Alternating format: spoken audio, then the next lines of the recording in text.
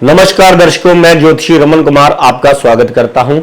Tension रहना, depression में चले जाना, नींद की गोलियां खाने की नौबत आ जाना, झूले की तरह जिंदगी कभी ऊपर कभी नीचे, संघर्ष ही संघर्ष जिंदगी में होना और रोज दिन चढ़ते हार का सामना करना, और दूसरे नंबर पर कमर, पांव, बैक में और रीढ़ की हड्डी में और जोड़ों के दर्द रहना।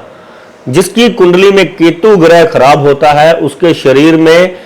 कमर, पांव, बैक की दर्दें और जोड़ों के दर्द रहते हैं। डिप्रेशन, निराशा, हताशा और एंजाइटी और नेगेटिविटी से भरा हुआ इंसान होता है और कैरियर में उसकी कभी भी स्टेबिलिटी नहीं होती। जिंदगी कभी ऊपर कभी नीचे, यानी कि जिंदगी में अगर वो नौकरी कर रहा है इंसान तो नौकरी ही करता रहेगा, अगर कोई काम कर रहा है उसमें तरक्की ही नहीं हो पाएगी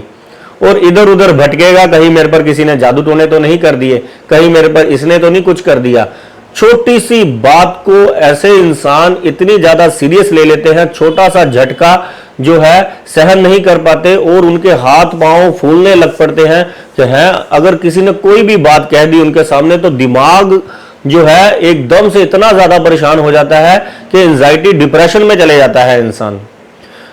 आज मेरे पास एक ऐसा इंसान आया जिसको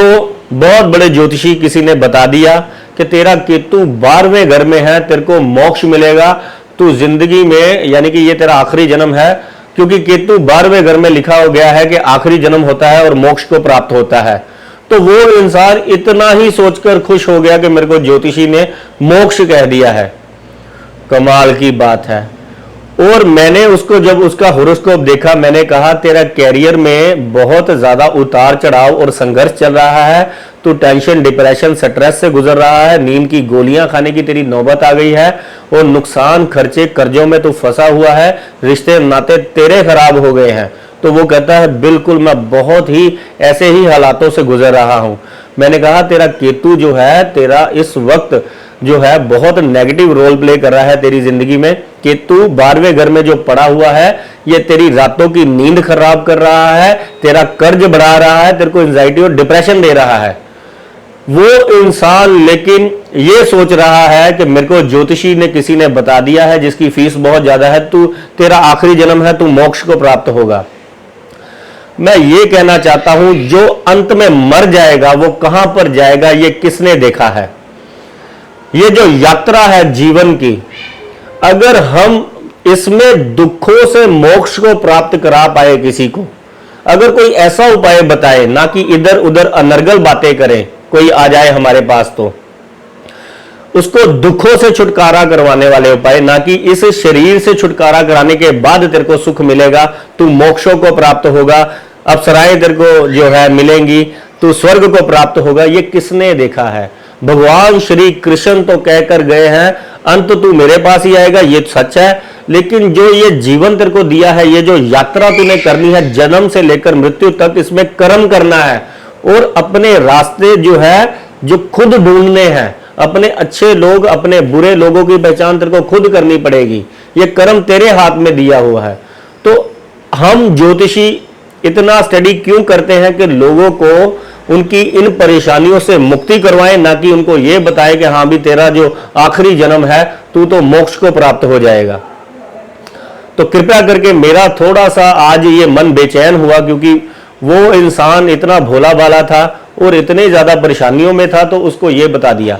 तो वो इंसान तो सोचने ही लग पड़ेगा ना कि हाँ भी मैं कोई मेडिसिन खाऊं, इस दुखों से छुटकारा हो जाएगा, मरने के बाद तो मेरे को मोक्ष मिलना ही है। मेरे को पता नहीं गरुड़ आएंगे, विष्णु भगवान आएंगे और गरुड़ पर बुलाकर बिठाकर जो वैकुंठ धाम को ले जाएंगे।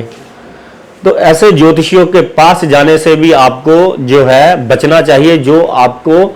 कुछ नहीं दे सकते और ऐसी आपको एक अनर्गल बात या फेक होप देकर भेज देते हैं।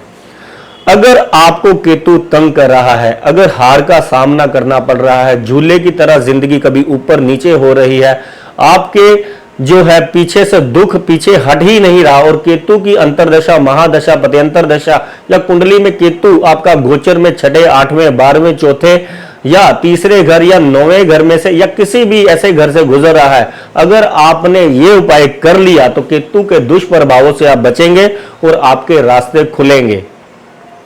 केतु का सबसे बढ़िया इलाज है अगर आप 400 ग्राम नींबू अगर आपने मंदिर में चढ़ाने हैं तो सर पर से नहीं वारना, उसको एज इट इज जाकर आपने 4 दिन लगातार गुरुवार से लेकर शनिवार तक अगर आप 400 ग्राम नींबू अगर मंदिर में जाकर चढ़ाते हैं, भोलेनाथ के आगे और फरियाद करते हैं, हे भोलेनाथ ये सभी ग्रहों का विष, तू भगवान ऐसे हैं, आप ऐसे भगवान हो कि जिसने जो हलाहल पिया था, आप ये ग्रहों का विष जो है मेरी जिंदगी से दूर करें, ये ग्रहों का विष आप ही ले सकते हैं। तो भोलेनाथ की शरण मांगिए, उनके मंदिर में जाइए और ये 400 ग्राम केतु जो कि नींबू के रूप में जो आपको मुक्ति दे सकता है, आप भोलेनाथ के मंदिर में जाकर चढ़ाकर आइए, आपको तुरंत से तुरंत राहत मिलेगी। सबसे पहले बेचैनी, एंजाइटी, डिप्रेशन, स्ट्रेस और नींद ना आना और नशे की आदत अगर इसमें लग गई है तो ये आपको सबसे पहले कंट्रोल करवाएगा। इसको कम से कम आपने 15 दिन का गैप डालना है, ये 4 बार उपाय करना है। अगर आपकी कुंडली में केतु ने आपका जीना हराम कर दिया है, और दूसरा प्योर केतु, जो छोटे छोटे कुत्ते के बच्चे जो पिल्ले होते हैं वो केतु ग्रह से संबंधित होते हैं, अगर आप उनको कच्चा दूध जाकर डालते हैं तो केतु महाराज की आप पर बहुत कृपा होगी। अगर कामों में दिक्कत आ रही है, कर्ज की समस्या हो गई है, अगर अंतहीन संघर्ष आपके पीछे से पीछा छोड़ नहीं रहा और केतु की दशा चल रही है आप पर, तो कृपया करके कुत्ते के छोटे बच्चे कहीं से भी ढूंढे, वहां पर जाकर प्रार्थना कर कर केतु महाराज को दूध, बिस्किट, ब्रेड और दूध का दान करें। धन्यवाद, नमस्कार।